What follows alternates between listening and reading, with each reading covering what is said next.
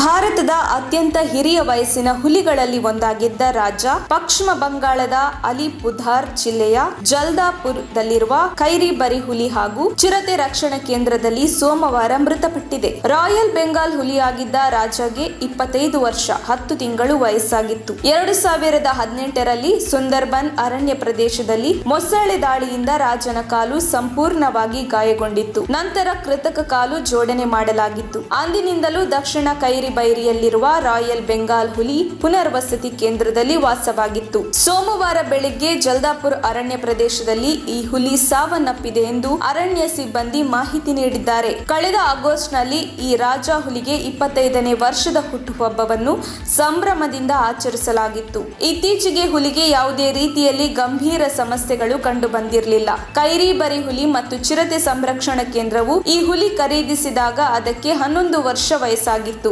ಅತ್ಯಂತ ಉದ್ದನೆಯ ಈ ರಾಜ ಸಾವಿನ ದಿನದಂದು 140 ಕೆಜಿ ಇದೆ ಎಂದು ತಿಳಿದು ಬಂದಿದೆ.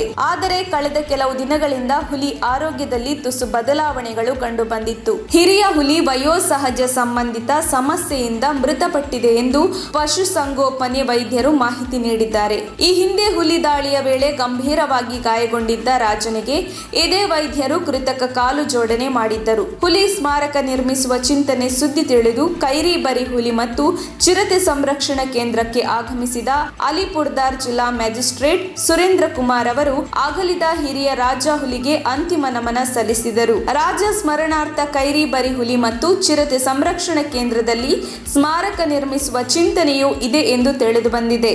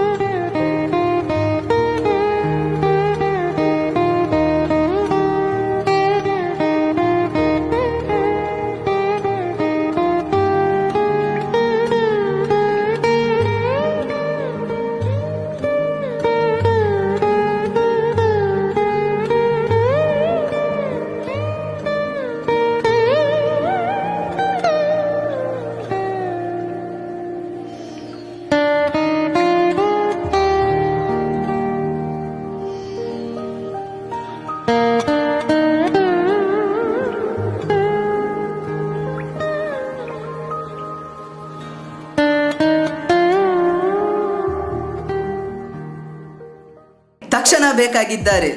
ತುಮಕೂರಿನ ಹೆಸರಾಂತ ಕಂಪನಿಯಲ್ಲಿ ಗುತ್ತಿಗೆ ಕಾರ್ಮಿಕರಾಗಿ ಕೆಲಸ ಮಾಡಲು ಯುವಕರು ಮತ್ತು ಯುವತಿಯರು ಬೇಕಾಗಿದ್ದಾರೆ.